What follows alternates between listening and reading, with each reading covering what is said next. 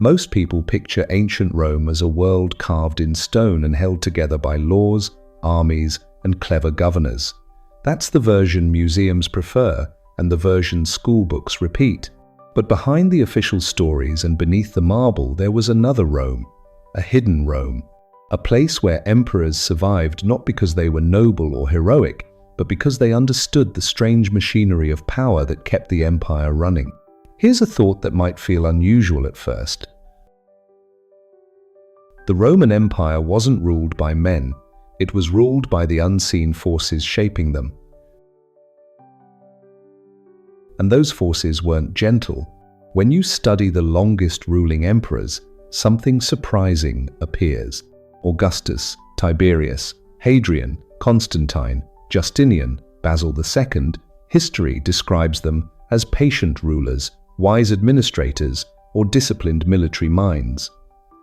But that image is only the surface. The more you trace ancient Rome history through old manuscripts, symbolic inscriptions, and accounts from early Christianity and Gnostic Christianity, the more the picture changes. These rulers weren't simply political figures. They were symbols crafted with extreme precision. Rome understood something many modern states still practice: control the story, and you control the empire. That story wasn't written once. It was rewritten, constantly edited by scribes loyal to the throne, polished by imperial propaganda, shaped by mythology, and sometimes adjusted by secret societies Rome influenced centuries later. Scholars of forbidden history say this silent editing explains why some emperors appear almost spotless in our records, while others seem exaggeratedly cruel. The imbalance isn't an accident, it's a design. And the design was built on three pillars: fear, ritual, and timing. Fear came from the assassinations everyone whispered about. More than 60 emperors died through plots, some by generals, some by the Praetorian Guard, some by their own families. Anyone hoping to stay in power had to think like an analyst of conspiratorial history. Knowing who might betray you mattered as much as knowing how to lead. Ritual came from something older than Rome. When you look at imperial cult ceremonies, emperor coronation rituals, and symbols carved across temples, you find patterns that resemble Egypt, Babylon, and even priestly traditions that later influenced Templar-style conspiracies. To stabilize a vast population, emperors used ancient rituals like anchors. A symbol wasn't just decoration, it was a signal, an omen, a psychological tool. And then there was timing. Roman ruler astrology and omens mattered deeply. Important announcements, military campaigns, and coronations often aligned with solar events connected to Sol Invictus and other temple astronomy practices. It wasn't superstition, it was strategy. If the public believed an emperor was chosen by cosmic forces, loyalty became much easier to maintain. When you put these three elements together, fear, ritual, timing, you start understanding why only a small number of Roman emperors achieved long reigns. It wasn't luck, it wasn't chance. It was control of imagery, emotion, and sacred authority. This brings us to the central puzzle that shapes everything in this journey. Why did some emperors hold power for decades, while others vanished within days? The answer lies in examining each ruler not as a politician but as a figure navigating a world of symbols, hidden alliances, ancient power struggles, and carefully crafted stories. Augustus, the architect of long rule and the rewriting of time. Before Augustus arrived, Rome looked nothing like the stable powerhouse we imagine today. It was torn apart by civil wars, shifting loyalties, and Roman conspiracies that spun through the Senate like smoke. Leaders rose and fell so fast that people stopped believing any ruler could last long enough to fix anything. Then Augustus appeared, quiet, calculating, and strangely patient. He didn't seize control through brute strength. He shaped the world around him until it pointed back to him. That's the reason he became one of the longest ruling emperors in ancient Rome history. And to understand how he did it, you have to step into the mind of someone who treated the empire not as a government, but as a story waiting to be rewritten. He knew that conquering land didn't secure loyalty, conquering belief did. The first thing Augustus mastered was narrative control. Historiography experts often point out that his rule coincided with a coordinated effort to reshape Rome's memory. He understood that if people remembered the past differently, they'd accept a different future. So he surrounded himself with loyal scribes like Livy. These writers didn't simply record events, they polished them, softened them, and rearranged them into something that made Augustus look like the answer to decades of chaos. The clever part? Augustus didn't erase his rivals. He reframed them. They became warnings. He became stability. Another tool he used was the res gestae. At first glance, it looks like a record of achievements, but paleography researchers describe it more like a self-written gospel, crafted to guide how future generations would see him. The language is precise, symbolic, and intentionally honorable. It's a script for immortality, not a report. But Augustus didn't stop at rewriting stories. He rewrote time itself. He aligned public events, declarations, and celebrations with astrological symbolism that connected him to divine order. Capricorn and Virgo imagery appeared again and again in statues, temples, and coins. To the Roman mind already conditioned by ancient rituals and astrotheology, these symbols whispered one message: this ruler is chosen by the cosmos. And while people looked upward at signs and omens, Augustus strengthened the machinery below. His creation of the frumentari, often seen as a precursor to a secret service, turned imperial Rome into a place where information flowed to him long before trouble could grow. These agents tracked plots, alliances, and the quiet movements that led to assassinations. You could call it Rome's first organized deep observation network, something later empires tried to imitate. Religion became another instrument. Augustus reshaped worship across the empire by drawing inspiration from older Babylonian priest kings. He positioned himself as a restorer, a guardian of sacred order. In doing so, he connected political authority with spiritual approval, and in a world fueled by omens and sacred kingship, blending the two created an aura of legitimacy hard to challenge. There are even whispers in occult Rome studies that Augustus was exposed to Eastern mystery religions during his youth teachings, focused on symbolic purity, cycles of power, and the transformation of the ruler's identity. Whether literal or exaggerated, these rumors show how people perceived him.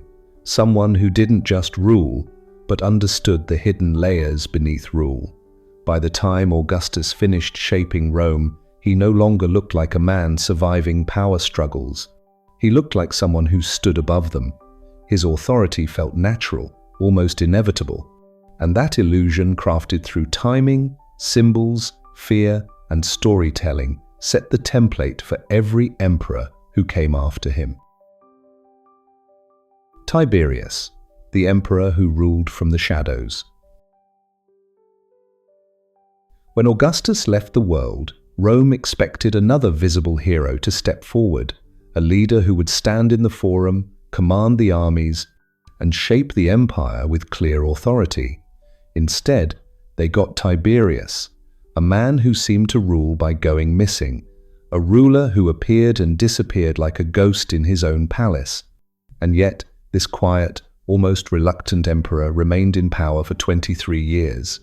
That longevity wasn't accidental. It came from a way of ruling that most people misunderstood. To understand Tiberius, you need to imagine power not as a throne you sit on, but as a room seen through a crack in the door. He didn't try to fill the spotlight. He stepped away from it and let others guess what he was thinking. In a world shaped by ancient power struggles and Roman politics, uncertainty was a weapon. Psychologists who study ruler archetypes often describe Tiberius as the withdrawn king, a figure who strengthens control by limiting access. People couldn't easily predict him. He rarely explained his decisions. He refused to perform the warm, public rituals expected from rulers in imperial Rome, and the more distant he became, the more the empire revolved around trying to understand him. Some modern analysts even compare his style to the superior general of the Jesuits, the so-called Black Pope, whose influence comes from operating behind curtains rather than standing on stages. The most mysterious part of his rule began when he retreated to the island of Capri. Ancient texts paint Capri in conflicting colors. Suetonius created scandalous stories. Tacitus offered more restrained criticism. Textual criticism specialists often point out that both writers had motives, and neither account can be taken at face value. So what was Capri really? To the Roman imagination, Capri became a myth, a place where an emperor communed with hidden forces, where secret rituals unfolded at night, where conspirators feared his unseen eyes. Anthropologists studying Roman mythology say that emperors living away from the capital created a sense of supernatural distance. The ruler became less human and more symbolic, part rumor, part omen, part living shadow. And that shadow was powerful. The Praetorian Guard still acted with his name. Senators still voted with his authority in mind. Armies still swore loyalty to him. Even away from the heart of the empire, Tiberius remained the central gravitational force. That is the strange secret behind his long rule. He mastered absence as a way to stay present. He learned that visibility invited attack, while mystery forced people to fill the silence with caution. Some researchers in crypto history suggest that the whispers of hidden cult practices on Capri weren't literal but psychological. Rumors worked in his favor, fear kept rivals still, and uncertainty created something stronger than admiration, obedience. Tiberius wasn't the warm figure Augustus had been. He wasn't beloved, but he understood the hidden mechanics of Roman Empire secrets. He realized that an emperor didn't need to be cheered to be obeyed. He needed to be unpredictable, untouchable, and hard to read. That's why his 23-year rule stands out in ancient Rome history. He survived a system filled with Roman assassinations without relying on public charm or visible strength. He ruled from the margins, and from those margins, he quietly shaped the empire. Hadrian, sacred geometry, empire building, and esoteric imperial theology. Hadrian is one of those Roman emperors people remember for walls, temples, statues, and travel. But long before modern historians admired his architecture, ancient observers noticed something different. His buildings didn't just organize space, they projected ideology. Every stone, every dome, every ratio whispered a message, and that message helped secure his 21-year rule in ways most people never realize. If Augustus ruled through narrative and Tiberius ruled through distance, Hadrian ruled through design. He looked at the Roman Empire not just as land and people, but as an enormous map of symbolic energy, something that needed alignment, balance, and structure. This view came from his deep interest in Greek philosophy, Egyptian mysticism, and the mystery religions that spread quietly through imperial Rome. While many emperors saw temples as political tools, Hadrian saw them as instruments, something closer to cosmic devices. The best example is the Pantheon. People admire it today for its beauty, but when you examine its structure through sacred geometry studies, the picture transforms. The dome is a perfect sphere cut in half, symbolizing heaven lowered onto earth. The oculus at the top acts like a controlled sunbeam, connecting the inside of the temple to the movement of the sky. Architects have long noted that the building feels less like a temple and more like a cosmic diagram, a stone version of astrotheology, mapping the relationship between the emperor, the gods, and the universe. Scholars who explore ancient architecture symbolism argue that Hadrian rebuilt the Pantheon in a way that aligned the emperor's presence with divine order. It wasn't a coincidence. It was a statement.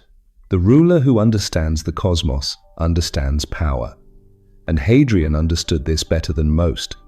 He also placed buildings according to geomancy principles, selecting locations that aligned with earth energy routes, similar to what modern researchers call ley lines.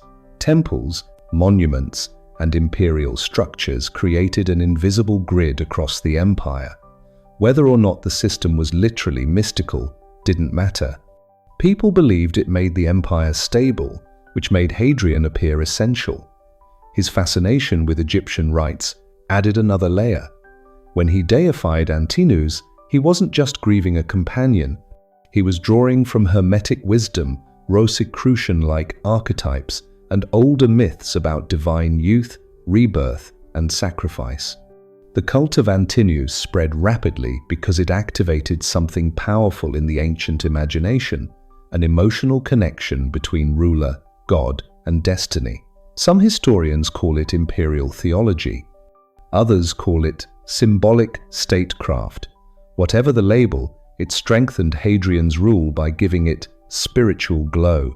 Even his travels weren't just tours. They were symbolic performances.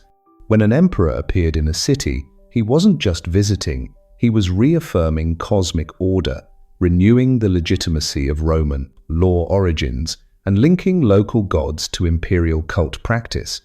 People saw him not just as a leader, but as a living bridge between worlds.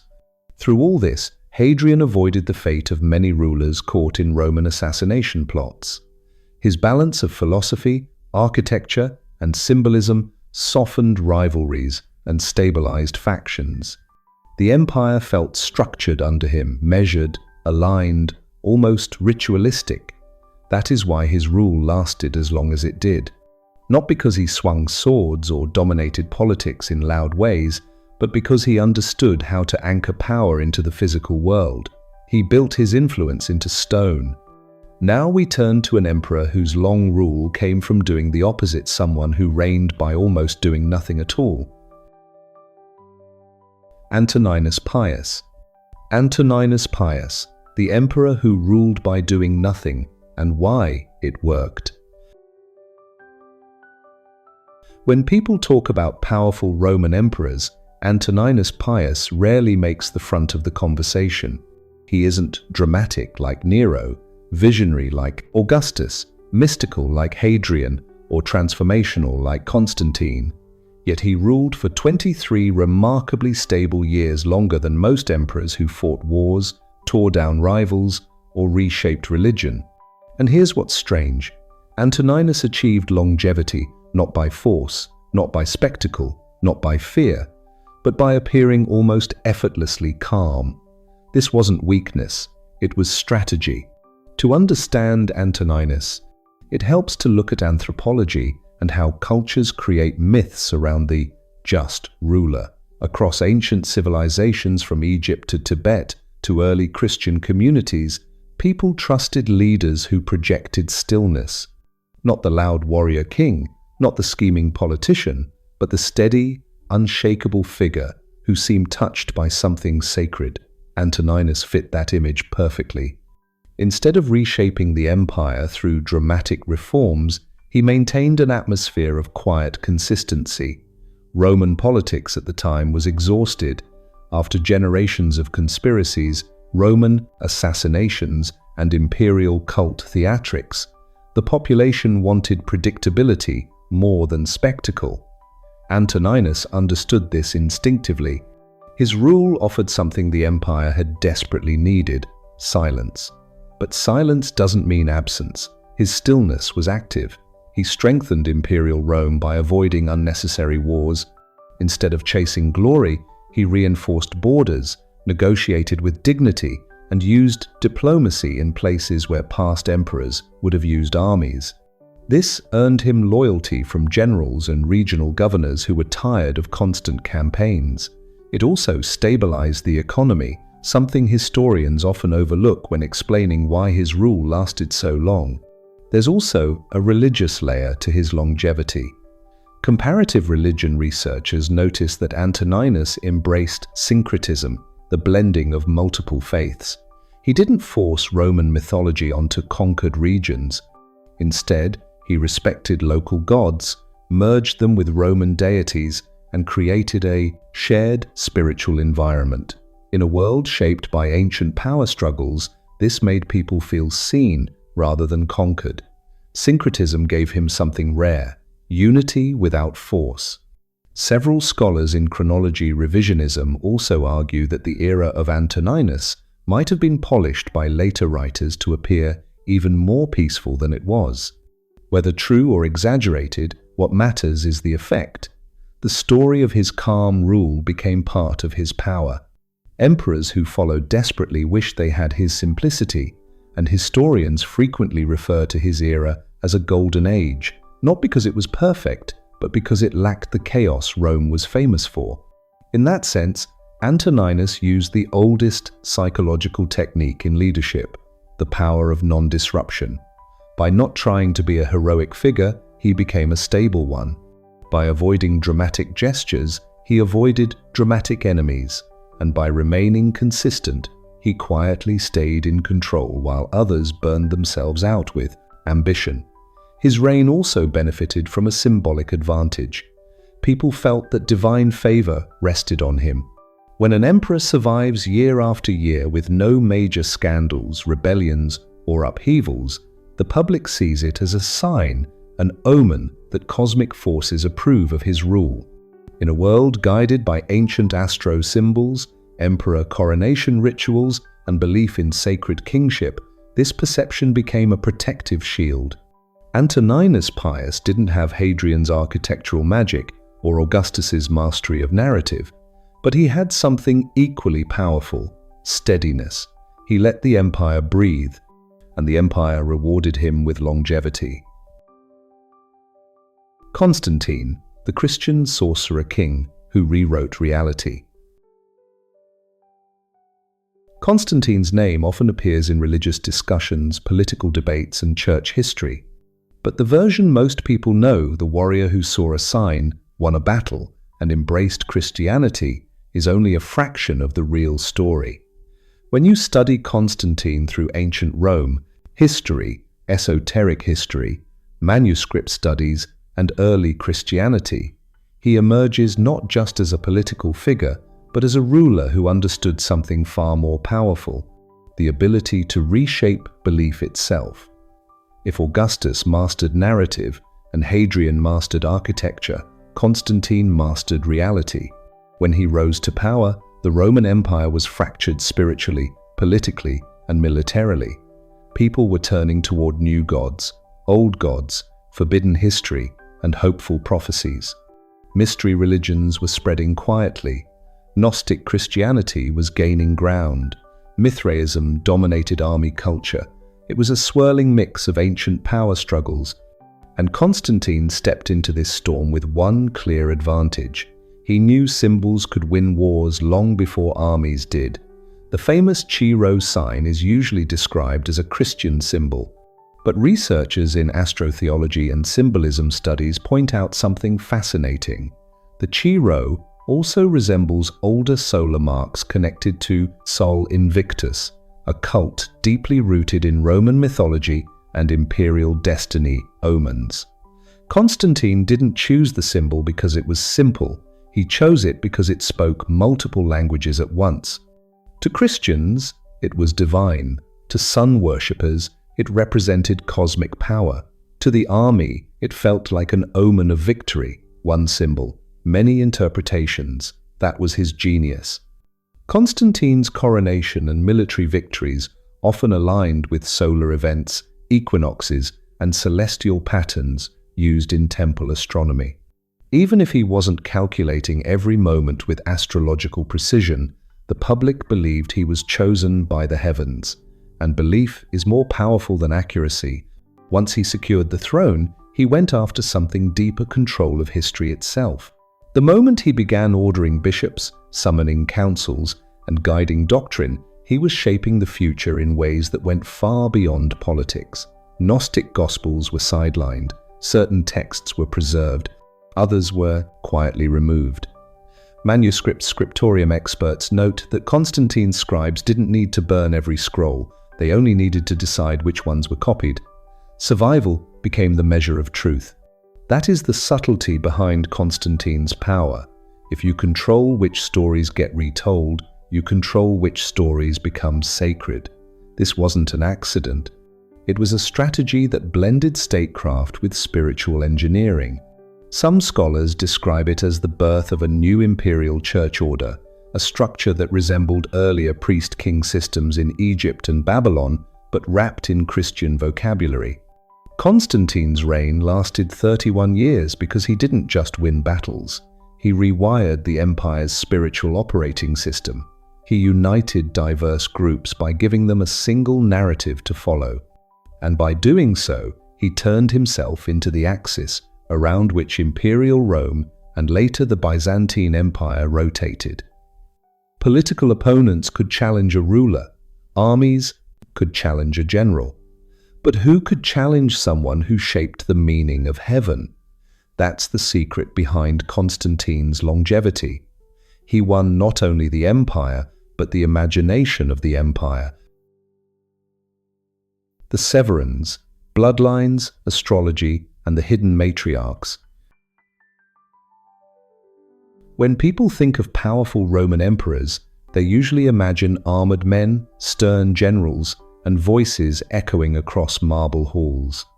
But the Severan dynasty breaks that image in the most unexpected way. Their power didn't rise from traditional Roman politics alone.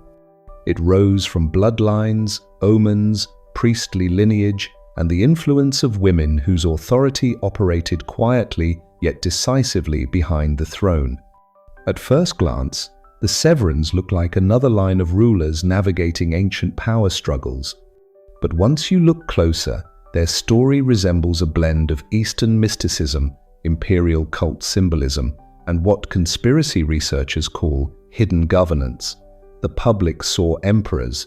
The real engine of dynasty often sat a step behind them, and no figure represents this better than Julia Domna. Julia Domna wasn't a typical empress. She came from a Syrian priestly family, connected to a long heritage of astrotheology, sacred kingship, and rituals linking rulers to celestial timing. Her father served as a high priest of a sun cult long before the Severans claimed Rome, and this background shaped the dynasty more than many historians admit. In a world guided by omens and ancient astro symbols, having an empress who understood ritual timing, prophecies, and cosmic legitimacy was more than an advantage, it was a foundation. Roman ruler astrology wasn't a hobby at the time, it was a political compass. Armies followed signs, senators feared them, and emperors used them to justify decisions. The Severans leaned into this deeply. Septimius Severus, the dynasty's founder, aligned major moments of his reign with astrological symbolism. Inscriptions from his era are filled with references to gods, destiny, and cosmic order. Scholars who study Roman Empire secrets suggest that the Severans shaped their public image with the same symbolic precision Constantine later perfected. But while Constantine used Christian symbols, the Severans used the stars. The empire at this time was filled with rumors, omens seen near battlefields, prophecies whispered by Eastern mystics, and predictions circulating through military ranks. Modern historians sometimes dismiss these as superstition, but in ancient Rome, these stories functioned like psychological operations. If a ruler's birth chart promised greatness, people obeyed before the emperor even proved himself, and Julia Domna amplified this effect. She held salons, gathered philosophers, and surrounded herself with scholars from every corner of the empire. Manuscript studies reveal she sponsored intellectual work, shaping the way history recorded her family. Her presence created an unusual dynamic, an empress acting as advisor, mediator, strategist, and spiritual guide. Even her sons, Caracalla and Geta, leaned on her influence so much so that the internal rivalry between them became one of the most tragic power struggles in Roman politics. If Augustus built the political blueprint and Hadrian shaped the architectural one, the Severans built a mystical blueprint. They structured legitimacy through timing, prophecy, and bloodline. It was a system resembling older Eastern kingdoms where queens and priestesses held hidden power. Julia Domna's successors continued this pattern. Her sister Julia Maesa and nieces Julia Soaemias and Julia Mamaia shaped the reigns of later Severan emperors with the same quiet force. Some historians call this a female shadow network. Others call it the last breath of Rome's ancient religious identity before Christianity transformed everything. What's certain is this: the Severans ruled long because they blended politics with cosmic legitimacy. They made power feel written in the stars. But soon, the stars would no longer be enough. A storm was coming, a century where emperors rose and fell so quickly that the throne became a cursed seat. The crisis of the 3rd century, why no one could hold power. If earlier emperors survived through strategy, symbols, or spiritual engineering, the world after the Severans felt like a completely different reality. From the year 235 onward, the Roman Empire entered a period so chaotic that it barely resembled the imperial Rome built by Augustus or shaped by Hadrian. This era, known today as the crisis of the 3rd century, was a storm that swallowed emperors as fast as they rose. Some ruled for years, others for months, a few for only days. And the question historians still ask is simple: why couldn't anyone survive? The answer is more complicated than civil war or bad luck. When you look at this era through geopolitical history, anthropology, and Roman conspiracies, something becomes clear. The throne didn't collapse by accident. The systems that once protected emperors had fractured. The first crack came from the armies. Roman politics had always been influenced by the military, but during this crisis, the armies became kingmakers with no restraint. Generals won battles, their troops declared them emperor, and within weeks, other armies did the same elsewhere. It resembled an ancient version of Templar style: power purges, eliminate, replace, repeat. Loyalty wasn't stable. It shifted with the promise of better payments or safer borders. When soldiers act like shareholders and emperors act like temporary managers, no ruler lasts long. Then came the economic strain. The empire was stretched thin across regions with different cultures, religions, and mythologies. Trade routes were disrupted, currency devalued. Local leaders became more influential than emperors miles away. Anthropologists studying empire collapse theories often say that once people feel the center is weak, they stop believing in its destiny. And in Rome, destiny wasn't just political, it was spiritual.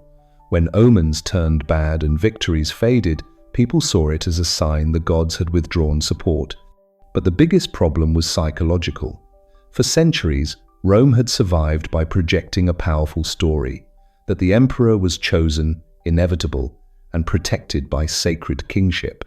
But during the crisis, that story shattered. One emperor died in battle, another in a mutiny, another to plague, another in a suspicious accident. The pattern made people think the throne itself had become cursed. This created what depth psychology specialists call a collective breakdown myth, a belief that the empire had offended fate. Superstition grew. Fear replaced loyalty, and with fear came even more conspiratorial history. Governors wondered who might betray them. Soldiers questioned omens. Power became a desperate scramble, not a structured system. This is why emperors fell so quickly. They weren't ruling the empire. They were attempting to control fragments of an empire that no longer believed in itself. And yet, this entire chaotic century reveals a hidden truth about Roman politics. When symbols lose power, institutions collapse. The emperors before this crisis, Augustus, Tiberius, Hadrian, Antoninus, had maintained their reigns by mastering imagery, belief, and legitimacy. But during the crisis, those tools broke. There was no unified myth, no shared authority, no sacred narrative. That's why the rulers who lasted longer during this period weren't necessarily noble or skilled. They were simply the ones who controlled three essential things: money, armies, and symbols. Anyone missing one of these collapsed almost instantly. But as the century progressed, one man understood this better than anyone and rebuilt the empire like an engineer reconstructing a broken machine. His name was Diocletian, and he would create a structure so unusual it feels like the blueprint of a Roman deep state. Diocletian, the imperial engineer and creator of the deep state. After the chaos of the 3rd century, Rome looked like a shattered mosaic, still recognizable, but barely holding its shape. Emperors had risen and fallen so quickly that people no longer believed the throne meant anything. The empire didn't need a ruler, it needed a reconstruction artist. Someone who could study the ruins, understand the hidden mechanics that once kept Rome stable, and rebuild the system from the inside out. That person was Diocletian. Unlike earlier emperors who relied on charisma or lineage, Diocletian treated power like a complex machine. He didn't try to rule with theatrics or divine aura.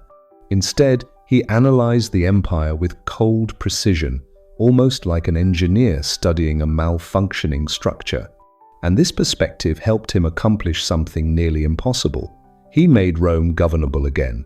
The first thing he recognized was that the empire had become too massive for one person to control. Instead of pretending otherwise, as so many emperors before him, had he divided authority. His tetrarchy system created not one emperor, but 4 rulers, each responsible for a different region. To modernize, this looks like shared management, but those who study conspiratorial history see something more intriguing: a prototype for a shadow government. 4 rulers, 12 dioceses. A structure built not on trust, but on interlocking surveillance. Political conspiracy studies often point out that the tetrarchy functioned like a network. Each ruler watched the others, each held pieces of power, but never enough to threaten the system alone. It resembled the kind of controlled balance seen in secret societies Rome indirectly influenced centuries later. Some even compare it to a silent board of directors managing an empire instead of a single monarch. And the numbers were no accident. Diocletian used symbolic numerology, 4 rulers mirroring 4, cardinal directions, 12 dioceses mirroring 12 months and 12 constellations. Scholars of symbolism note that this created an emotional impression of cosmic order, something deeply important in ancient Rome, where astrotheology and emperor coronation rituals still shaped public belief. Even if people didn't fully understand the structure, they felt it was aligned with the universe. But Diocletian wasn't just rebuilding authority, he was also rewriting how people perceived authority. This is where his rule becomes controversial. Christian historiography portrays him as a persecutor, someone who targeted early Christians with harsh laws. But researchers in manuscript studies and ancient historiography point out that much of his legacy was written during an era when Christian scribes controlled the narrative. That means his harsher reputation may be amplified by those who benefited from portraying him as an antagonist in later centuries. What matters for understanding his long rule is that Diocletian used religion not as a follower, but as a strategist. He leaned into older Roman rituals, revived symbolic ceremonies, and grounded imperial authority in something ancient, almost elemental. In an age where people felt abandoned by fate, Diocletian made the empire feel structured again. His reforms stretched into every corner of Roman life: taxes, military organization, law, currency, and governance. He didn't try to please the Senate like Augustus. He didn't vanish like Tiberius. He didn't rely on cosmic symbolism like Hadrian, or spiritual unification like Constantine would later do. Instead, he built a system strong enough to survive him. And then he performed the most shocking act of any Roman emperor. he walked away. Voluntary abdication was unheard of. In a world where the throne often meant life or death, Diocletian stepped aside to live quietly in his palace, tending gardens. Esoteric interpretations suggest he believed he had completed a transit cycle, break the empire, purify it, recombine it. Alchemical symbolism fits this perfectly. Destruction, refinement, renewal. Diocletian ruled long not because he clung to power, but because he understood power as a process. He didn't just govern Rome, he redesigned it. Now we move into the Eastern Roman world, where emperors pushed longevity to its extreme, using myth-making, military brilliance, and spiritual authority to rule for decades. The Byzantine masters of longevity, Basil II and Justinian. When Rome's Western world collapsed, many assumed the imperial story had ended. But it didn't disappear, it simply shifted eastward, reshaping itself into the Byzantine Empire. And within this new world, two emperors rose far above the rest in terms of longevity, authority, and the mysterious way they blended myth, theology, and military force. Basil II and Justinian weren't just long-lived rulers, they were masters of empire crafting. Both understood something earlier, emperors sensed but never perfected. If you can control the story people believe about you, you can rule for decades. Byzantium didn't rely on Roman Senate politics or Praetorian Guard influence the way the old empire had. Instead, it used language, theology, and spectacle, the tools of a civilization that saw itself as chosen. This is where philology becomes important. Once power moved to Constantinople, Greek replaced Latin as the voice of the empire. And with that shift came a subtle but powerful change. The language itself helped shape imperial identity. Greek allowed rulers to frame themselves not just as political leaders, but as guardians of divine truth. Texts, sermons, and public decrees carried a tone of sacred authority that Roman rulers could only gesture toward. This helped Justinian tremendously. Justinian wasn't simply a ruler, he became an architect of reality. Scholars in manuscript studies often point out that under his rule, archives moved from Rome to Constantinople, giving Byzantine scribes the power to preserve or reshape the imperial narrative. He produced law codes, theological decisions, and building projects with such intensity that his imprint still resonates today. Hagia Sophia, with its sacred geometry domes and shimmering mosaics, wasn't just a church, it was a symbolic announcement that the emperor stood between heaven and earth. Through architecture, he became a myth. But longevity also requires force, and Justinian understood that too. He used generals like Belisarius to restore lost empires and crush revolts. He combined military terror with theological storytelling, creating a hybrid authority that made his 38-year rule possible. People didn't just see him as a ruler, they saw him as inevitable. Then there was Basil II, who ruled even longer, 49 powerful, disciplined years. Where Justinian used law and vision, Basil II used relentless strategy. His nickname, the Bulgar Slayer, is often repeated in history. But what matters more is how he used that reputation. He didn't need symbolic theatrics. His aura came from consistency, discipline, and unbreakable will. Byzantine emperor mysteries often revolve around Basil's uncanny ability to outlast rivals. Some researchers note that his rule reflected Kabbalah-like numerological patterns used in Byzantine coronation rituals, an attempt to anchor the emperor within sacred cycles and divine approval. The double-headed eagle, imperial purple, the 7-day coronation rites, these symbols weren't decorations, they were psychological tools that tied the emperor to destiny. In a highly religious world, this meant stability. It meant reverence. And most importantly, it meant continuity. Both Justinian and Basil II mastered a formula earlier emperors only hinted at, combining military force with myth-making. They ruled through narrative, theology, symbolism, and control, of sacred manuscripts. Their courts resembled a blend of ancient rituals, esoteric Rome knowledge, and early Christian mysticism. In their hands, the empire became less of a government and more of a sacred institution. Their extraordinarily long reigns show something striking. When a ruler dominates both earth and story, time bends around him. Now, we move toward the patterns connecting all these rulers, what the longest ruling emperors truly shared in common. Archetypes of power, what the longest ruling emperors had in common.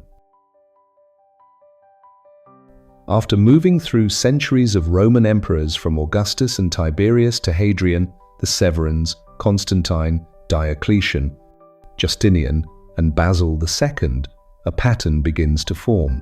It's subtle at first, but once you see it, the entire history of the empire becomes clearer, almost simplified into a set of repeating human behaviors. Not political behaviors, not military behaviors, archetypal ones.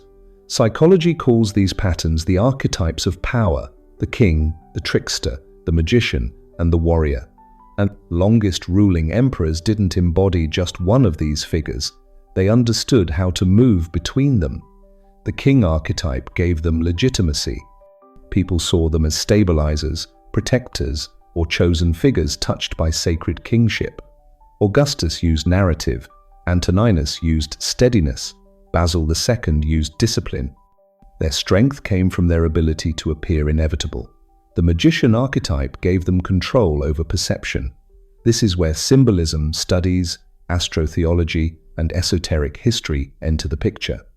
Hadrian used sacred geometry and imperial architecture to anchor his authority in the physical world. Constantine used religious symbols to merge political and spiritual power. Even Diocletian used numerological structure to make his reforms feel cosmic rather than political. They understood that symbols were more powerful than swords. A sword can kill a person. A symbol can shape a civilization. The warrior archetype gave them fear and respect. Basil II demonstrated this directly on the battlefield. Justinian demonstrated it through generals who acted with unquestioned loyalty. Even emperors like Tiberius possessed this archetype in quieter ways by using unpredictability and calculated absence to project strength. And then there is the trickster, often overlooked but essential. This archetype is about flexibility, intelligence, and the ability to adapt when the world changes. Tiberius ruled through shadows. Constantine shifted the empire's entire identity. Diocletian redesigned the government from top to bottom. The trickster's gift is survival, especially in a system filled with Roman assassinations, conspiracies, and ancient power struggles. Across these rulers, one thing becomes obvious. No emperor who relied on only one archetype ever lasted long. But there's another layer, something even more revealing. Anthropology and mythological studies show that ancient societies didn't separate politics from spirituality. They believed rulers held power because they were part of a cosmic story. Neurotheology research adds an even more interesting angle. When a population believes an emperor is chosen by divine forces, their brain responds differently. It reduces fear, increases trust, and creates automatic loyalty. That's why emperors aligned events with omens, why they appeared surrounded by symbols, why coronations followed precise rituals, why manuscripts describe them with language resembling mythology. These weren't accidents, they were tools. The longest ruling emperors used this psychological framework to transform themselves from rulers into embodiments of order. They didn't simply govern Rome, they became Rome, its story, its center, its destiny. And this leads us to the final Formula 1 repeated throughout forbidden history: secret societies Rome influenced and esoteric Christianity. Legitimacy equals myth plus force plus sacred narrative plus symbolic timing. Remove one element and the emperor collapses. Combine all four and the emperor becomes timeless. This is why only a handful of rulers survived for decades in a world where most didn't survive months. They mastered psychology as much as policy, symbolism as much as strategy, story as much as statecraft. They understood that the empire wasn't held together by borders or armies alone, it was held together by belief. This brings us to the final revelation, the one historians mention cautiously and conspiracy researchers mention boldly. Rome didn't vanish. It changed shape. The forbidden truth. Rome didn't fall, it transformed into new empires. By the time the last Roman emperors faded from the stage, the official story claimed that the empire had collapsed, washed away by invasions, decay, and time.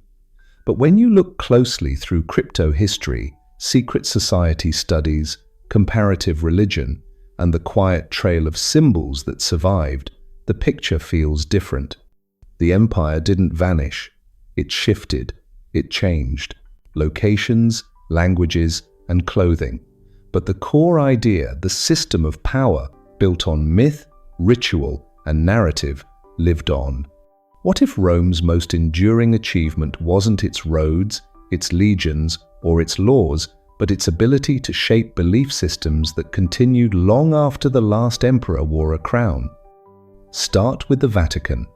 Many scholars point out that early Christian bishops inherited the administrative territories once managed by Roman provincial governors. The structure is nearly identical: dioceses, hierarchical ranks, central authority, ritual performances, public decrees, and symbolic clothing resembling imperial Rome. Even the purple and gold tones worn by high-ranking clergy trace back to imperial symbolism. And the Vatican archives hold manuscripts, letters, and scrolls that follow the same preservation systems used in ancient Roman scriptoriums. Some call this coincidence, others call it continuity. Secret societies.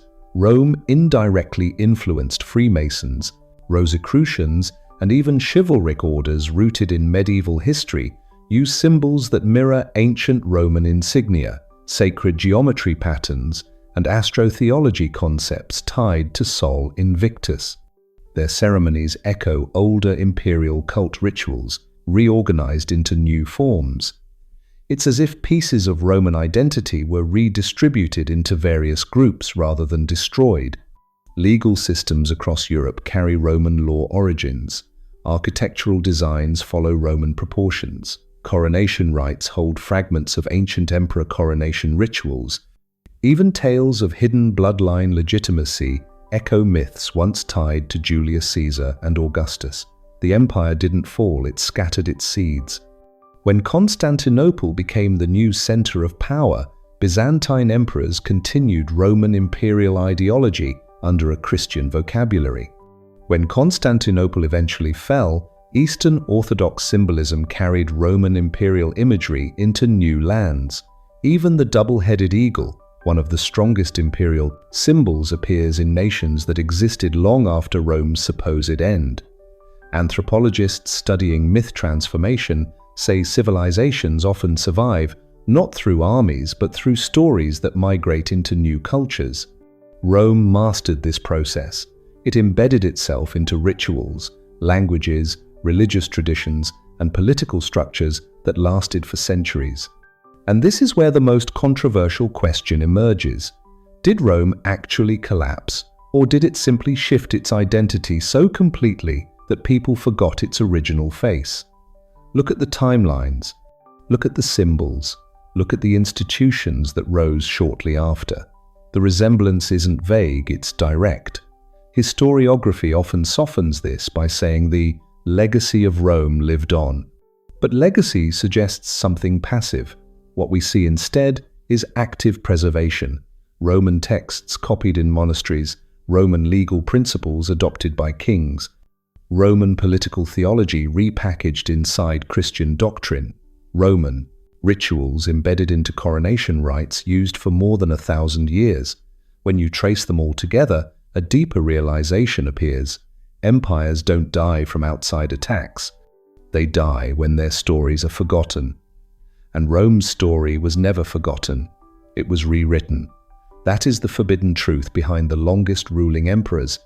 They understood something essential, that the real foundation of empire is not territory, wealth, or armies, but narrative. Whoever controls the story controls the future. And Rome mastered that art better than anyone. Its rulers used myth, force, sacred timing, scriptural authority, symbolic architecture, and emotional psychology to make their power feel eternal. And in many ways, it worked, because in the quiet corners of modern institutions, rituals, symbols, and beliefs, Rome is still here. It just learned to change its name.